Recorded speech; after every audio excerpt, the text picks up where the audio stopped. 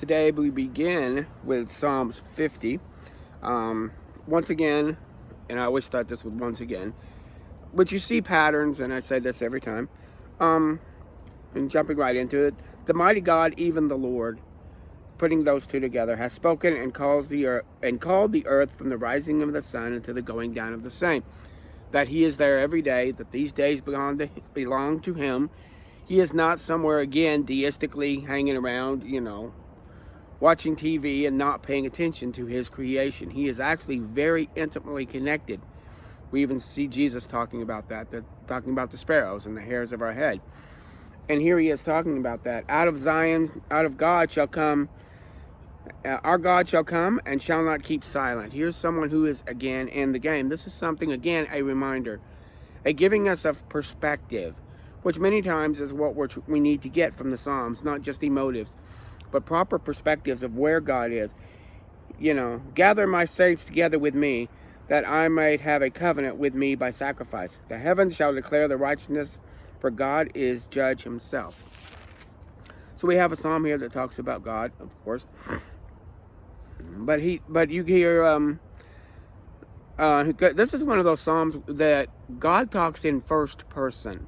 And we'll see him coming in 7 and saying, O my people, hear, and I will speak, O Israel, and I testify against thee. I am God, even God. I will not reprove thee for my sacrifices or my burnt offerings to have been continually before you. He talks about how every beast of the forest is his. He says, I know all the fowls of the mountains and the wild beasts of the field. If I were hungry, I would not tell you, for the world is mine and the fullness thereof. I'm not calling out for you to do these things to meet my needs. I can meet my own needs. I am self-sufficient. This isn't about me needing you. This is about you needing me. This is about me providing me for you.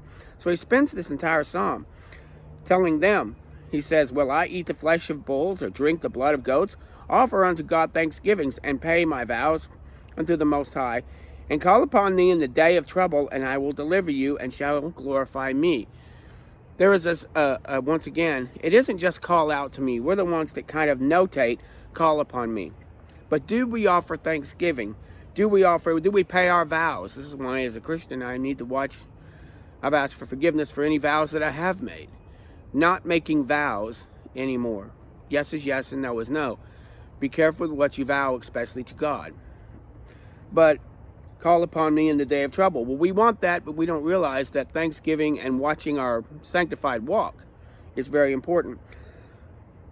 But unto the wicked, God says, what hast thou to do to declare what hast thou done to declare my statutes, or that thou shouldest take my covenant in my name, seeing that thou hatest instructions and cast my words behind thee? Here are people who are wanting God's blessings. We see this a lot with non-believers and with some believers who don't want to walk with the God who saved them. Why are you calling out to me? Well, you throw my instruction behind you. You just throw it to the side. You don't want to be instructed by me, but you want me to fix things. And this is, again, there are some emotives here about God getting angry. God standing up for himself and saying, I am God. When you saw a thief, when thou consentest unto him and hast been partakers with adulterers. You saw these things going on and you partook in absentia. You didn't say no. You didn't stand up for what God wanted in the situation. And that's, we call, that being an accomplice. You see something happen and you don't say anything or do anything about it. It makes you an accomplice. So he talks about, thou sittest and speakest against thy brother. Thou slanderest thine own mother's son. Thou thought that I was altogether as one as thyself. This is an interesting one, where he says, you thought I was like you. And that's in 21, if you want to get that one. These things that thou hast done, and I kept silent, thou thought I was as you. But I will reprove thee, and set them in order before thine eyes. The idea that we think God watches the stuff that goes on, and we wink, and we look at him and thinking he's going to wink about it. He's wanting us to do things about things, not just either partake or wring our hands. But we can't think that God is someone just like ourselves. Now consider this, ye that forget God, lest I tear you in pieces, and there will be none to deliver. And he's right about this. God will tear you into pieces. There will be none to deliver. We need to be sanctified. We need to be set apart. We have been taken from the wrath of God. Whoso offered praise glorifies me, and to him that ordered his conversation aright, I will show the salvation of God. Your conversation is not just your communication. It's your lifestyle choices. It's your life, your walk. Remember, we've talked earlier in the book of Leviticus where they put the blood on the ear, on the hand, and on the right foot. What you hear, what you do, where you walk, and how you walk. But here's God talking in Psalms. And it's really nice to hear him speak, but also to feel that anger, to feel that resentment, to get that perspective. I'm not like you. Don't make me in your image. And that's exactly what's happening today in many places. We're trying to make God in our image. We're looking at some interesting things in Leviticus 11 and 12 today. 11, he starts talking about the clean and unclean animals. And we can go through these two fairly quickly, but there's some interesting things that I wanted to talk about another level or so down. He talks to them about the beast that you shall eat. And again, we've moved from worship to priesthood to now righteousness, justice, how people handle one another, and what is a sin, trespass offering. We've got burnt offerings, peace offerings, all of this religious statutes, how to be clean, how the priest should be clean. Now we're stepping into sociology, and we're looking at something about diet and health. And it's very important that God goes from one and he goes down to diet and health, and he's going to go even further to encompass one day the entire earth. But talking about diet and health, up at that point you get the idea that people just ate what they could find, or that's what the diet was of many of the pagans, was eating what you could find. I'm remembering of the movie Indiana Jones and the Temple of Doom. They kind of went off the beam. These people are just eating everything from monkey brains and all this kind of stuff. But you get the idea that many of the feasts and festivals were not exactly with a clean piece of meat put in front of you, with a little A1 sauce. How it was handled, what kind of meat it was, what animal it came from. Sometimes eating animals that are not on God's menu is an act of rebellion against God that Satan and many of the Satanists and things will do on purpose. Many of the things that are done by people who don't believe in the God of the Bible will be an exact anathema, a poking in the eye, a kicking in the shin kind of thing to God. So he's going to tell them which ones, and we go into this. Those that are cloven-footed and chew the cud, you can eat those, and he gives a list. Those that are cloven-footed but don't chew the cud, you're not supposed to. He talks about not eating swine. He talks about different kinds of fish. You can eat anything that, if it has fins and scales in the sea and in the rivers, you can eat those. If it doesn't have fins and scales, you can't eat those. This isn't just my way. Most of the time when God does this, there's a reason why these animals exist, and many of them are not existing for food. Some of them are scavengers. Some of them eat whatever is dead that has fallen onto the ground. There's all kinds of diseases and viruses that now can be picked up through animals, through blood, through this ingestion, and then that goes on and gets into your genome, and then you're perpetuating this down into the generations. This is a big problem. It can create disease. He uses the word abomination. This is a stay away. Abomination word is it's a giant stay away word, and it's a stay away word that's not just there from you'll make me mad if you do this. No, it's when we tell kids it's an abomination to do this. If you do this, you'll get hurt. When we put the chemicals away, if you have something out and you're cleaning with, it's an abomination for you to even touch that. Stay away. We're not doing that because it's about us. It's about the fact that is something you're supposed to stay away from. That's not its purpose. That's not its design. So he's talking about purpose and design. It says even an abomination. An abomination is this pushing away that we should do. He talks about the vulture, he talks about the raven, he talks about the owls, he talks about swans and pelicans. Again, many of them are scavengers, but some of them have other things that they're doing. They're just not for eating. He talks about the stork. He even talks about, this is interesting. I noticed this when COVID started and they tried to sell us on it was from a bat. I was reading a book about viruses, and that book says that every living thing has viruses in it. A virus is here to sequester an animal, keep it safe from other predators. You get the idea. If there's a green monkey and the big green monkeys come and attack and kill the little green monkeys, well, they wipe out the green monkeys. But there are viruses in the green monkeys that will go into the bigger monkeys and cause them to die and protect the population. Many people believe, well, I don't say many people believe, I'm saying I have drawn the conclusion that after the flood, before the flood, we lived in a different world. We lived in a world that was like a two-oxygen environment. Everything was compacted. It was like living in a giant hyperbaric chamber. This is why we see big animals, big mosquitoes, big flora and fauna, big dinosaurs.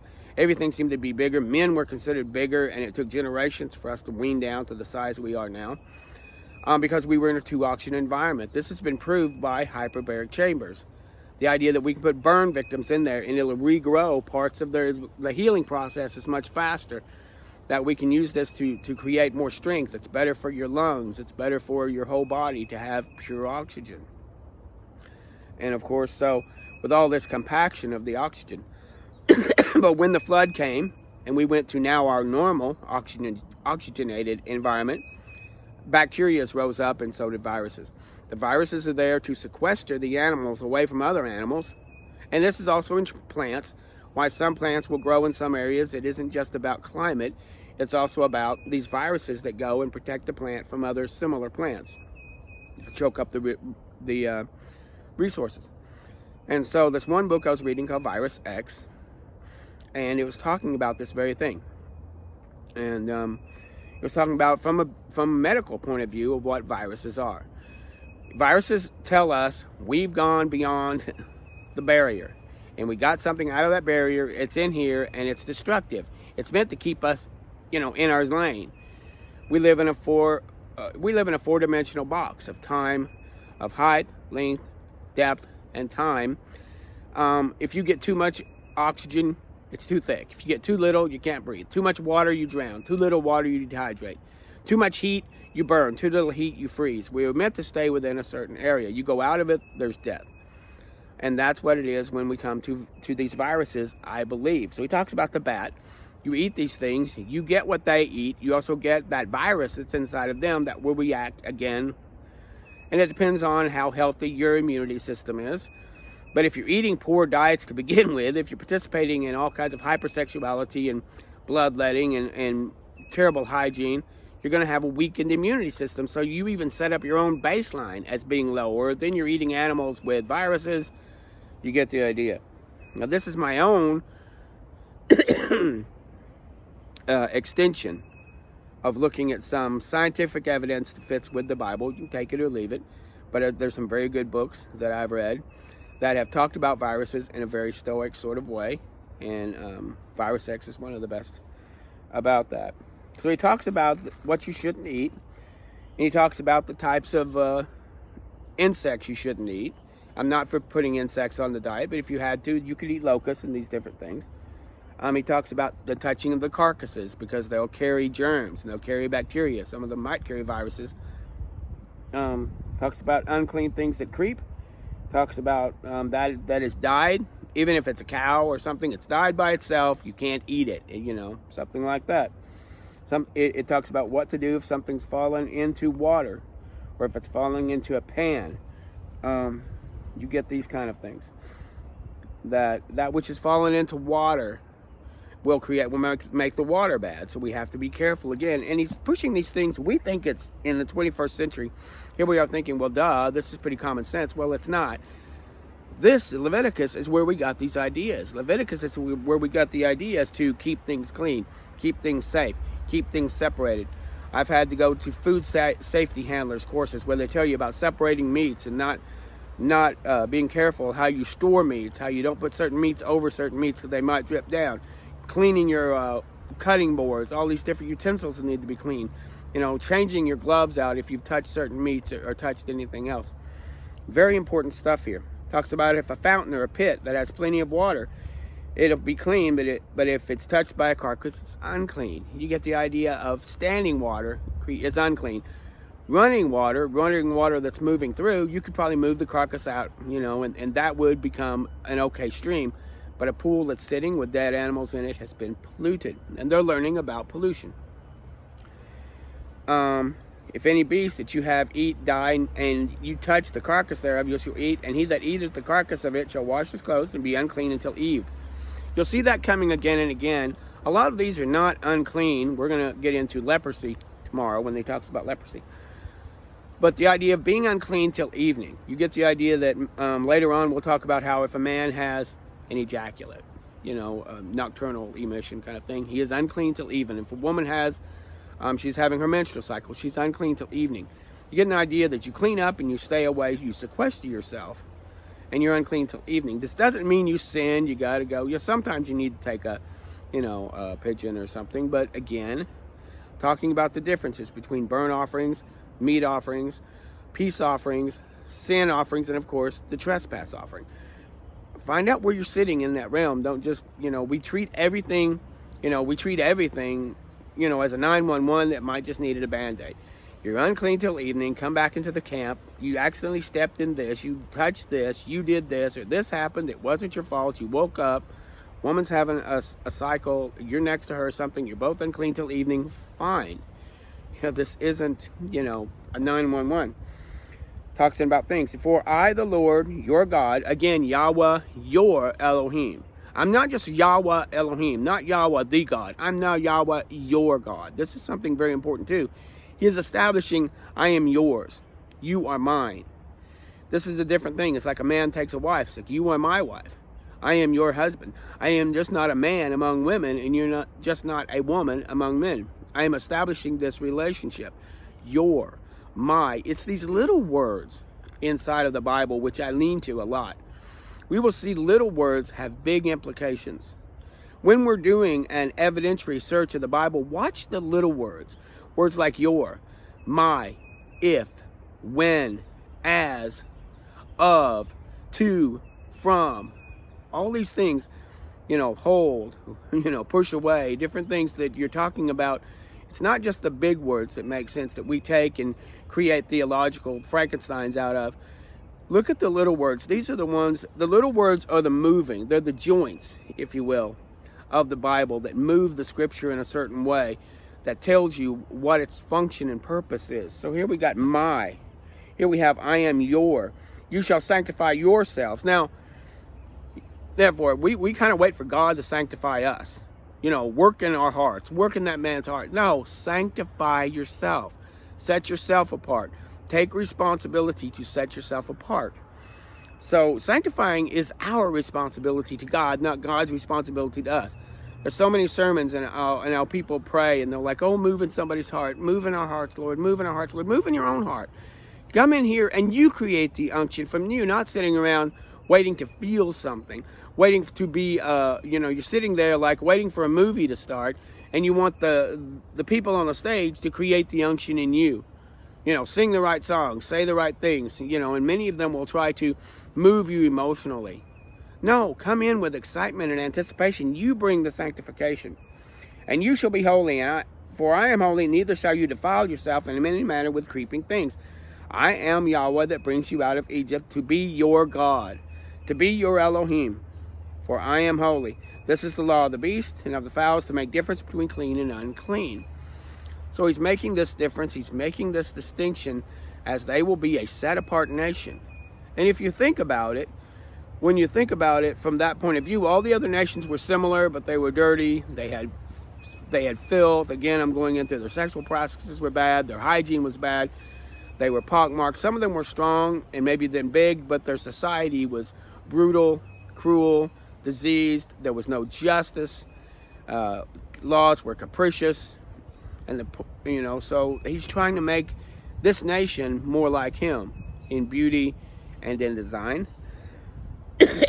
When I look at chapter 12, is an interesting chapter, and it talks again something similar to this. It talks about how a woman, when she conceives seed and is born a child, she will be unclean.